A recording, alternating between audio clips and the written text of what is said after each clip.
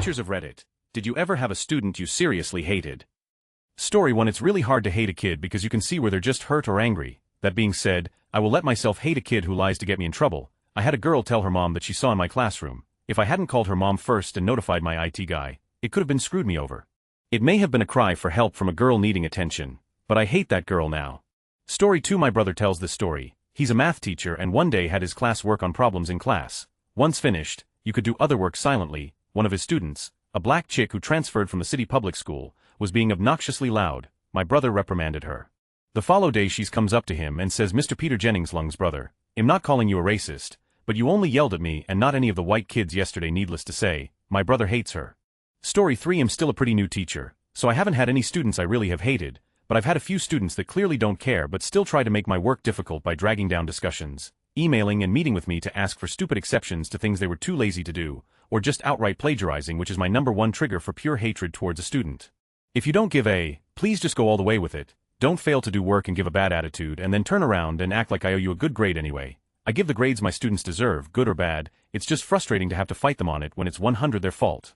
Story 4. No, thankfully, I've been teaching for about 13 years. I have had some I seriously disliked, including one spoilt little boy who tried to stab a little girl in the eye with a wooden pencil. He hit the bridge of her nose instead. I reported it to the principal and they took it very seriously. The mother removed him from the school shortly after as we are moving to Australia. Hope the Aussie kids taught him to be a nicer boy. Story 5. I'm not a teacher, but the school's IT guy. We've recently went to 11 environment, where every kid has their own laptop purchased by the school. I have the unenviable task of making sure that the students don't take naked pictures of themselves with the webcams and save them on school-owned property. They do, a lot. When it's caught, the student is usually expelled for the remainder of the year. One boy, an 11th grader, was found with naked pictures saved on his laptop of 6 different girls at the school, all under 16. All of the girls were expelled as the pictures sent were found on their laptops as well. The boy was suspended for 1 week. I don't hate that kid, but he has no idea that he's basically ruined the foreseeable future for 6 girls. Yeah, they were dumb to send the pictures, but he was extremely manipulative in getting them, and he doesn't care what happened. I tried to find out if he sent them to anyone else, but short of keylogging and breaking into his email, it wasn't happening. In a small town like where I live and work, the stigma of something like this stays around for a long time. Edit. Thank you to some of the commentators that have called me a shitty IT guy for not being able to disable the webcams right off the bat. I was not allowed to disable the webcams. I did indeed ask about it, but I was shot down, because some classes use the webcams. I should also clarify that in all cases police were called in, as policy, so it wasn't just school staff handling the situation. The county has a school police officer liaison that handles all of these cases, and even suggests punishment when needed. To those suggesting that we should allow students to maintain some semblance of privacy when it comes to this sort of thing, we do. I have never once went to any of their houses and combed through their personal electronics, or asked them to hand over a cell phone. When it is on school property, it's ours to do with as we please. Carte blanche, if you will. Try putting some naked pictures on your work-issued computer and try that argument with the boss when it is found. If there is a policy against it, you're fired. If you work for the government, you might actually be breaking the law. No difference. I've been teaching for 12 years. It's tough to hate a kid. I've had some rough ones. I had a 4-year-old that would try to gouge out the other kid's eyes. No joke, he would try to get his thumbs in the eye sockets of the kids, but he was adopted and his birth mother kept him strapped into a car seat for the first 2 years of his life and never let him out. He didn't last long in the school. I didn't hate him, just felt horrible for him. I've had students who disrupt the class all the time. They are just crying out for attention, and if you talk to them enough, you can generally get through to them. Not always. I have seen some kids I taught when they were 8 and now 18, and still generally in bad shape. They just grow up to be bad parents. Spoiling kids does that. It makes them lazy and self-absorbed. These kids are also generally raised by a nanny. Not their parents though. These are the kids I hate. Hate is a very strong word though. I just wish I could get through to them and let them know that having large amounts of money and parents that bend to everything you want isn't going to help them be better human beings in life. Kids thrive on being given jobs that make them feel important. Ask a 4-year-old if they can hold open a door for you to help you out or just be polite. They generally feel like they are a superhero. My not even 2-year-old son beams when he helps us load the dishes in the dishwasher, or walks around the house trying to help sweep. Kids want to help and be adults. If you reward them with a good job, they will love you for it. You don't need to give them money or toys for doing chores. Just show them that it really meant something to you. A lot of it has to do with their upbringing. The best ones are the kids who have parents who treat them with respect. Don't give them every whim and talk to them like adults even when they are smaller. It's tough being a kid and being told what to do every day. Can you imagine getting ordered around all day? Of course most kids would act out. It's a tough line to walk, giving them the freedom to do what they would like to do and making sure they are following by guidelines and rules set in place. But make sure you are fully letting them know what exactly you are looking for and you stick to it. Honestly though, they are far and few between. Most kids are decent. It's just the bad ones that stick out in your mind because they are trying to stand out. I know I kind of rambled on, it's a bad habit. But I love teaching kids and helping people with ideas on how to help their kids out. But I feel the more kids I help, the more our world can have better leaders in the future. Story 6. I was a TA in college, so not quite the same, but what the thing about most TAs is that we want you to do well, and it's frustrating when someone never shows up or half-asses their work, but if they don't come complain about it, who cares? This one kid was different. He did 0 out of 5 homeworks 10 of the grade, 0 out of 5 projects 25 of the grade, did not do the review that was 5 of the grade, only took 1 out of the 3 exams each 20 of the grade, got the lowest grade in the class on the one exam he did take. He then went to complain to the dean that the class was too hard and the TAs were unfairly screwing him because we didn't like him. Which prompted us TAs to have to go through a review of what he did to make sure there was nothing untoward, although since he never came to class or office hours, that made it easy to point out there wasn't much we could have done. Did I mention this was his 4th time taking the class? Story 7. I used to teach summer theater camps. When I was still in high school, I was a helper, basically a counselor who helped the main teacher wrangle kids, participate in activities, etc. Me and my boyfriend were both helping out with different groups, but we would take our lunch at the same time. One day during our lunch break, he and I were in a hallway that ran along the side of the theater. I was playing an upright piano that was back there and he was standing at the edge, leaning up against it, just talking, hanging out, killing time. One of the kindergarten kids walked past the hallway and saw us from the doorway about 30 feet away. He looked at us and yelled, "Oh, Miss Jess and Mr. Boy are KISSING." We laughed because WTF, we were at least 2 feet away from each other, not close enough for any physical contact except like kicking, and the kid could clearly see that. A few minutes later, the director of the camp pulled me aside. She lectured me about how she understands young love, and she's still got those same teenage feelings for her husband, but we cannot act that way at work and we need to act like adults when we're there. She was as kind as she could be about it. I can't blame her. When a 6-year-old kid says he saw 2 16-year-olds making out in a dark hallway, who would you assume is lying? He was a kid and he didn't realize the consequences of his actions, but I almost got fired because he thought he was being funny, so that kid, I didn't really like. Story 8. I've taught in college, and one of the courses I ran was an observing one for advanced astronomy students using the little telescope instruments on our campus. Most kids love the course, but this one kid only signed up because his friend needed a partner, and clearly was expecting to just coast through without doing anything. What always annoyed me was how he was okay with me showing up to help and then wasting my time.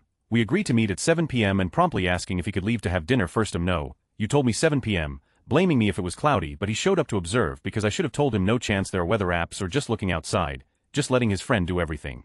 I was helping out, but remember his friend going to the bathroom at one point, for example, and the two of us sitting there in awkward silence for about a minute in the observatory dome, before him asking if he should maybe do something. Note, once he asked I helped, but I'm not going to take the initiative to run his project. That's not part of my job. The most unpardonable thing though was we had it set up so there was a group observing to midnight and then a group observing after, and he got the after midnight draw once. The 2 students from pre-midnight left after calling him to confirm he was on his way, but then the guy decided to just not go observe because he didn't feel like it. The previous students left the dome open because you don't close it if someone's on their way over to keep the air as stable as possible in the dome. Net result was this kid literally left thousands of dollars of equipment exposed to the elements overnight until the morning when the first people came in and realized what must have happened. Had it clouded over and started raining, it would have been catastrophic. Surprise, surprise, it was the first time in the professor's 30-year history teaching the course that he failed a student, even though normally you get the same grade as your partner, hence this kid assuming he would just coast through.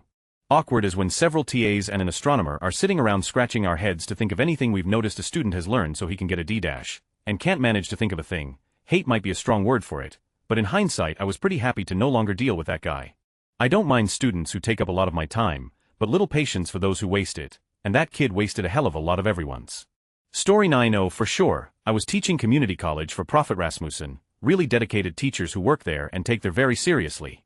But they teach some quite brain-dead students who don't know why they are there and are racking up some serious debt at the same time, and I had a lovely little piece of white trash in my composition class, 3rd from the back row. She would wear low-cut t-shirts to show off cleavage, never bring one book, text during class, got pregnant by the boyfriend who then left her, didn't see that one coming, and never, ever turned in homework. I, being the wonderful person I am, never cut her a break because I never cut any other student a break. I laid out all my prerequisites for passing in the syllabus that I referenced quite a number of times. Come the end of the term she was pulling an F, big surprise, and she asked for me to give her some lifeline so that she didn't fail. I was very upfront. I showed her what she was missing, what her grade was, and what she had to do in order to pull up to a D. She begged and pleaded. I said, "I'm sorry, but that's what you have to do," full on tears. She wanted a passing grade for no work. "Sorry lady, can't help you there." She blows out of the room and right to the dean of students. She was in a second class of mine, internet technologies as well, and had shown just as much inclination in doing work there as well. So I get called into the office and the dean is trying to work out an agreement. I showed the dean and this dopey chick the grades, the syllabus, etc. I made sure everybody who was listening knew that I was not going to give any bump in a grade until this work was done, and that it had to be done before the end of term about 1 week. Big Tears Part 2. Meeting ended and I get called into the president's office where I was sacked. Why? Because I was going to fail a student who was paying money and the school didn't want to lose the federal loan. She won, I lost, and I have refused to teach again since that time. Terrible. I hated that chick, awful right down to the core. Only time I hate students is when the parents get involved and not at the same time. Please let him eat in class. He hit a student, oh haha, he was just having a bad time. So I have this student who always eats candy in class, refuses to participate, and when he isn't pretending to shoot me he is just playing with himself. If you do anything he doesn't like he squeals like a pig. I've physically removed him from class twice now, and oh I want to hate him. Some days I just want to smash my fist in his 8-year-old face and stand over his as he squeals and cries. Oh, I would feel so much pleasure in seeing that, but I don't, because that wouldn't solve anything. He is afraid because everyone makes fun of him and acts out in a shock valuist kind of way, which makes it worse. He lacks confidence because of this, and he lacks discipline because, to be frank, his mother makes her decision with him on what is more immediately easier. Oh, I've picked up little piggy and restrained him as he has tried attacking me, but every time afterwards I make sure he knows what is done, and then I find a way to reward him for something else, to try and build his confidence. He is improving, slowly, but surely, and it will take a long time to have him as a normal student, but for as long as he is in my class we will work towards that goal. Story 10. Although not officially a teacher, I was a TA back at my university. I just really hated this one particular guy because he thought I was his best friend, but he was an extremely abrupt, rude, super right-wing Marine Corps war veteran who all in all wasn't the best student in the world. The only real thing we had in common is that we were both veterans. What he took as friendship was honestly my taking a professional interest in helping him catch up with the rest of the class. It was one of those situations where I was in a position where I had to be nice to the guy because it was my job, but honestly he really rubbed me the wrong way and I couldn't bring myself to be honest with him about it. Story 11. In 15 years of teaching I have hated maybe one kid I can say I hated. He basically mined a girl so bad she committed suicide, kidnapped another girl, ran a police blockade, and is in prison. He was 16. Story 12. Usually the students I punish the most are my favorite students. I enjoy their rebellious behavior. That being said, I can't stand snobby-boss students though bear through them and their mother's subsequent comments about their child needing more attention or leniency. I've never had a student I couldn't get to behave except one.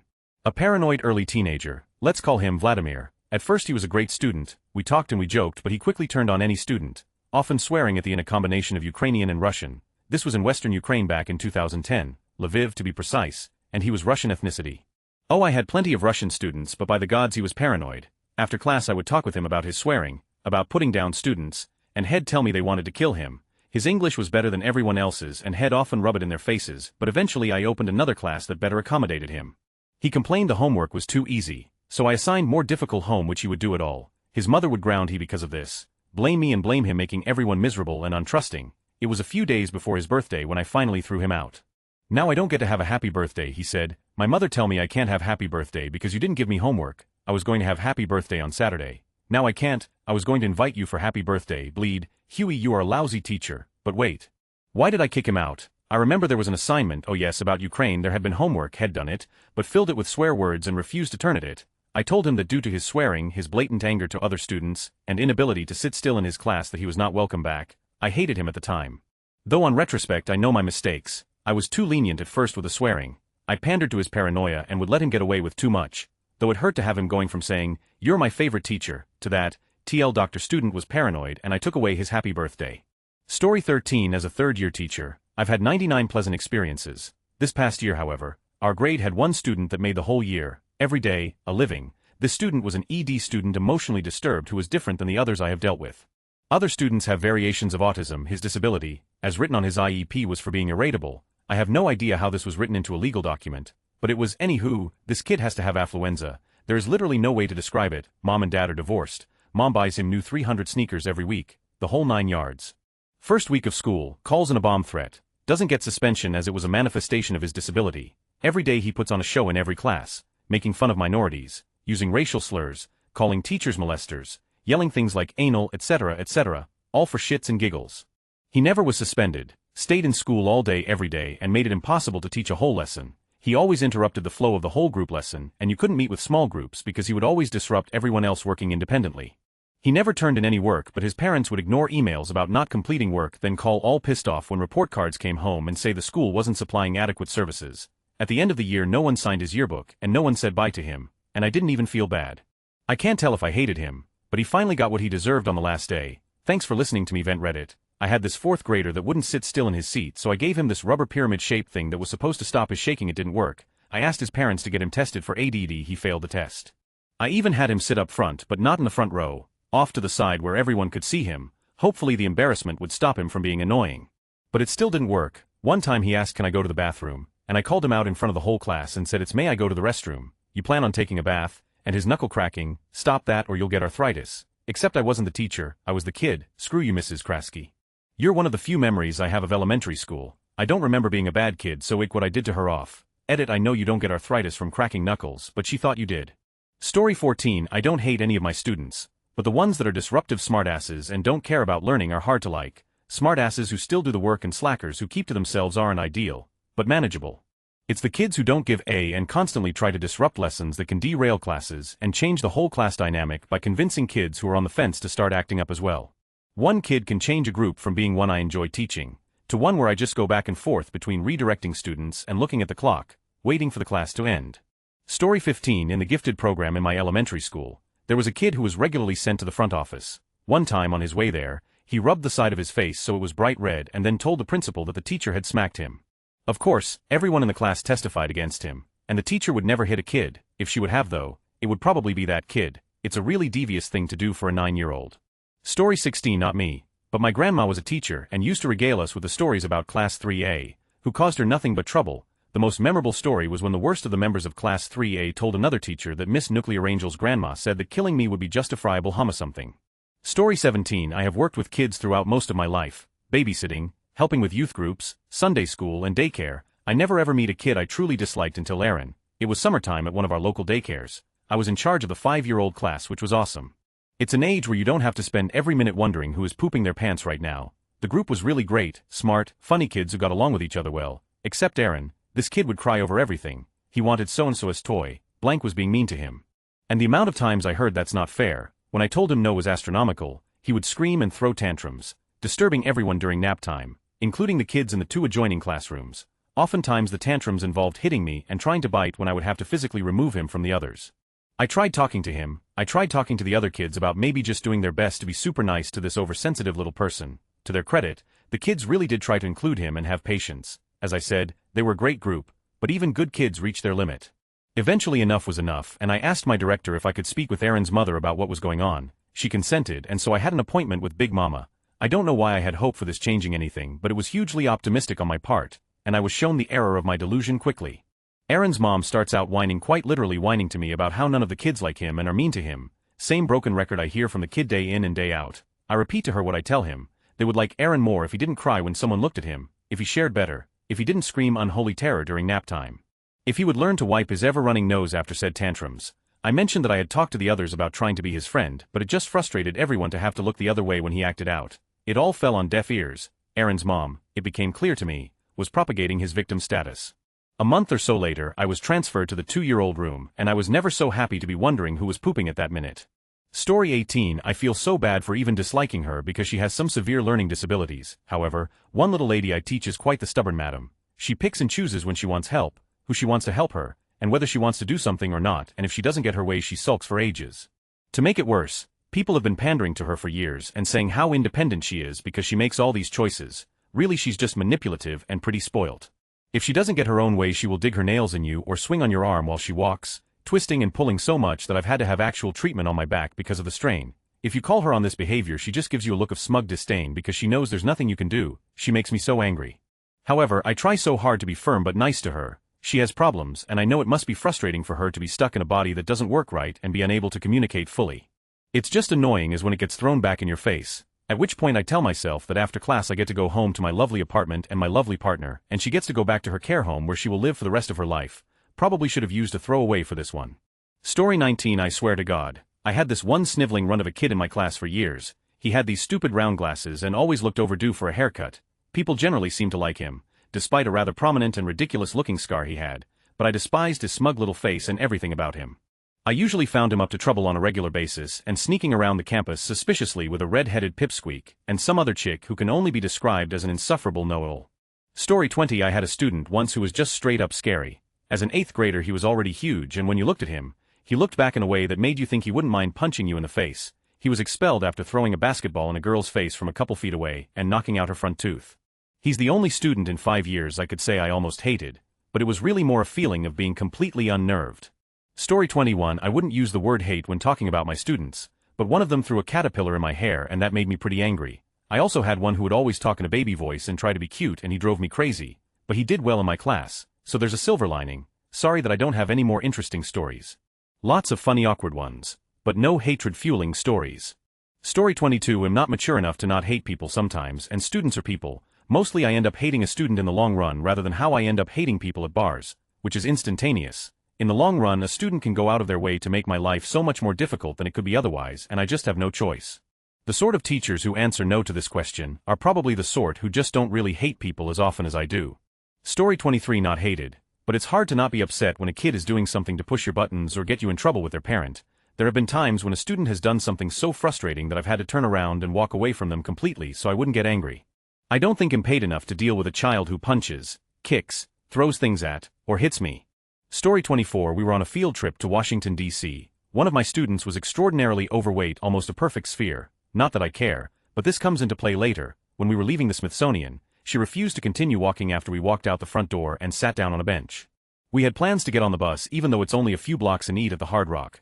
My only words to her were, "We're going to miss the bus if we don't start walking." Nothing about her weight, nothing but what's quoted above. She got up after rolling her eyes and walked the block and a half to the bus. When she called home that night, she told her mother that I said that she couldn't eat because she was fat and that she didn't need to have lunch. Mom raised a huge hissy fit naturally. Had that actually happened, I wouldn't have blamed her and refused to believe me over her daughter, even though every student in my group stood up and said that I hadn't said anything of the sort. Anyway, I hated that student after that. Story 25. I was a TA in my programming 1 class. There was one kid who always insisted that he was right. I am not the best C programmer, but I have not had a project set before me that I was not able to do, but every time I would make a suggestion, he would argue and tell me I am wrong. Now had he been right, or at least only slightly wrong, it would have been better, but he couldn't spell his own name right, and had no idea how to use brackets. It wasn't the idiot part that made me hate him, it was the egotist personality. Also, my mother would teach classes to adults and she hated almost every one of them. All but a few were there because they were being paid to be there, and most of them did absolutely nothing. Story 26. I have subbed a few times and I hate all my students. Plot twist: I was subbing for a college night classes and the average student age was 30-something. Teaching adults computer stuff sucks. Story 27. I used to tutor. There was this girl who was extremely bitchy. She'd show me her bad tests and pretty much yell at me. The teacher should have known what I was trying to do. "Can you go talk to her for me?" She wanted me to be her extra points crusader the whole semester. Story 28. Yes, he had the name of a parrot, which only made it worse. He was kicked out of the school for vandalism and bad behavior in general 3 times already, but the school was always forced to take him back because of certain laws if another school kicks him out again or something like that. He found out that I had a relationship with an older man who happened to be my former teacher. It's not like I tried to keep that a secret, but it's also not something I'd like to discuss with my students in a Catholic school. He kept bringing him up though, e.g. in computer science class, when the assignment was find a photo of your idol online and paste it into your PowerPoint presentation, he would find a photo of my guy and use it, leaving other kids guessing who it was and wanting to hear more, of course. When we were visiting a doll museum in Canterbury, he would purposefully ask quite loudly, "Hey ma'am, how old do you think this guy is?" Or "Look, don't you find him attractive?" pointing at a grandpa. I didn't let it bother me too much, but was soon called into the head teacher's office. Long story short, the outcome of the conversation was that the head teacher heard rumors that would very obviously not be true, but he wanted to inform me about them anyway. I wasn't going to hide or lie, so I told him that they were, in fact, true. He told me he disapproved and would have to inform the dean of my college where the guy worked. I wasn't the only teacher he kept bugging like this, and there wasn't a single teacher in the school who could discipline him, just a up kid in general. Story 29. Oh my goodness, yes, one year I taught a 6-year-old girl who wet herself every time someone told her no. For example, she would ask if she could color longer, and I would say, "I'm sorry, no, coloring time is over for today." Then she would stand up, widen her legs and take a. And she usually wore skirts, so the urine would just fall straight to the floor. It was terrible. I tried to tell myself that she needed serious help, and that it was not her fault, but I couldn't help hating her, due to the copious amounts of pee I had to clean up that year. Story 30. I wouldn't say hate. I never hate my students, they are trying to better themselves, but I totally had a girl with a histrionic personality disorder really push my buttons one semester. She tried to make up all this stuff about medical issue which had to be untrue because she said had a fallopian tube failed pregnancy and one of her ovaries removed as a result. But yet, she'd bounce in and out of my class with just a gleeful expression and then had the nerve to request a grade change a year after she took my course and didn't even complete the coursework due to her medical issue. One day that girl's lies are going to unravel a terrible reality for her. Story 31. When I was in 8th grade I had a study hall with a Mr. Z. He was a cool teacher and most everyone liked him. A classmate named Bob was a real troublemaker, always did everything he could to cause chaos and he was known in the school as the bad kid. One day he was running around the classroom kicking the raceways off the wall that hold the Ethernet cords and power wires. Mr. Z got up from his desk, grabbed Bob by the neck, raised him in the air and slammed him into the chalkboard hard enough to crack the board. His words were knock it the off. Bob kept around in school, but he never around in that classroom again. In high school he stole our truancy officer's mace, maced her, took her cuffs and keys and stole her patrol car.